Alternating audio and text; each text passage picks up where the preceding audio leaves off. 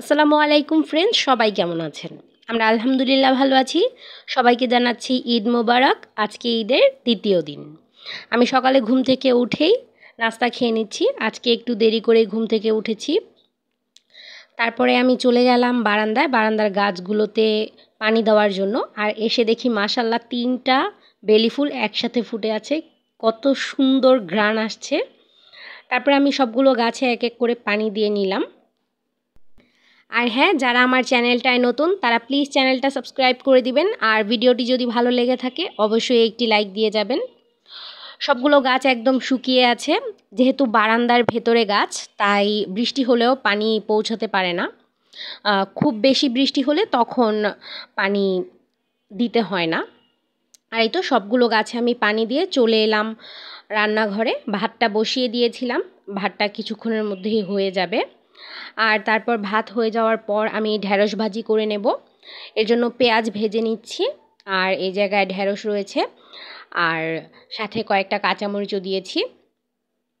এবার পেঁয়াজটা ভাজা হয়ে গেছে, এর মধ্যে ঢ্যাঁড়সগুলো দিয়ে দেব। স্বাদ মতো লবণও দিয়ে দিয়েছি। এবার হাই হিটে আমি ঢ্যাঁড়সটা ভাজি করে নেব, যেন রঙটা চেঞ্জ না হয়। কালারটা চেঞ্জ হয়ে গেলেই আর আব্বু খেতে চায় না। ঢ্যাঁড়স ভাজি নাকি সবুজ সবুজ থাকাটা ভালো লাগে খেতে। তাই আমি সবুজ সবুজ করেই ঢ্যাঁড়সটা ভাজি করে নেব। এই যে হয়ে গেছে ভাজিটা, আর খুব সুন্দরভাবে কিন্তু সেদ্ধও হয়ে গেছে। আর ভাজিটা নামিয়ে রেখে আমি তরকারিটা বসিয়ে দিলাম। আর আজকে রান্না করব তেলাপিয়া মাছ আলু বেগুন দিয়ে। আমি পেঁয়াজটা ভেজে নিচ্ছি, আর এইদিকে মাছে হলুদ আর লবণ মাখিয়ে রেখেছি। পেঁয়াজটা ভাজা হয়ে গেছে, আর আমি পানি দিয়ে দিলাম। এর সাথে মশলা কষিয়ে নিচ্ছি। তারপর আমি অন্য চুলায় মাছটাও ভেজে নিচ্ছি। আর মশলাটা কষাতে দিয়ে তারপরে আমি মাছটা ভেজে নিচ্ছিলাম। আর মশলাটা কষানো হয়ে গেছে, এইদিকে আলু আর বেগুনটাও দিয়ে দিলাম। কিছুক্ষণ কষিয়ে নেব, তারপর এতে ঝোল দিয়ে দেব।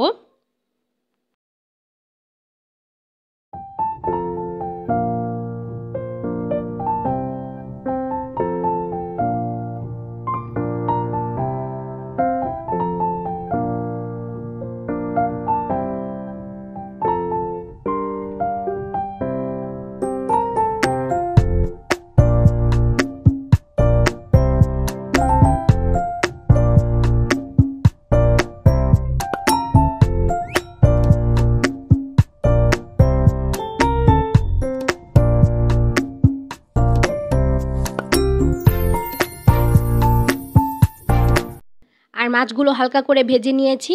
আর এইদিকে সবজিটাও কষানো হয়ে গেছে। সবজিতে পানি দিয়ে দিচ্ছি। তারপর কিছুক্ষণ জাল করে আমি ভাজা মাছগুলো এর মধ্যে দিয়ে দেব। আর এই তো মাছগুলো ভেজে তারপর এর মধ্যে দিয়ে দিয়েছি। আর কিছুক্ষণ জাল করে তারপর আমি দিয়ে দেবো এতে ধনিয়া পাতা কুচি।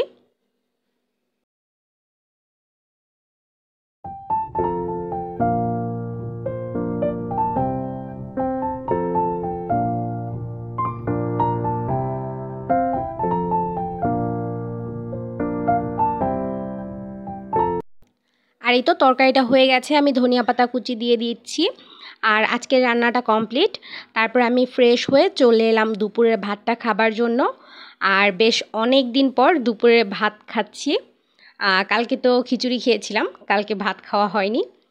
আর প্রায় 1 মাস পর।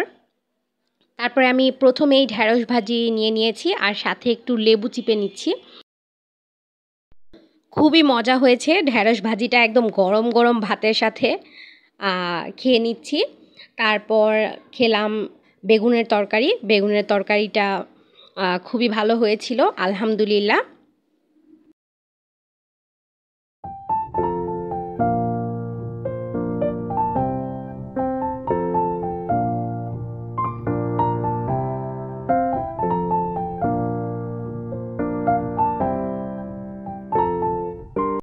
আর ভাত খাওয়া শেষ করে বেশ অনেকক্ষণ রেস্ট নিয়েছিলাম, অনেক দিন পর।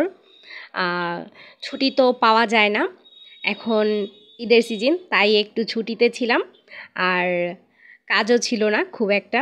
তারপর আব্বু মাগরিবের নামাজ শেষ করে নিয়ে এসেছে চিতই পিঠা, আর সাথে ছিল 2 রকমের ভর্তা।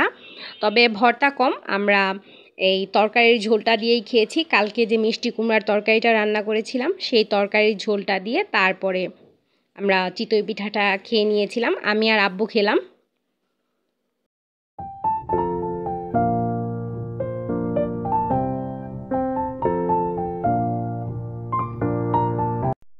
আর এই তো আজকের ভিডিওটা এ পর্যন্তই। ইনশাল্লাহ আগামীকাল দেখা হবে নতুন আরও একটা ভিডিও নিয়ে। ততক্ষণ পর্যন্ত সবাই ভালো থাকবেন, সুস্থ থাকবেন এবং আমাদের জন্য দোয়া করবেন। আর আজকে এ পর্যন্তই। আল্লাহ হাফেজ।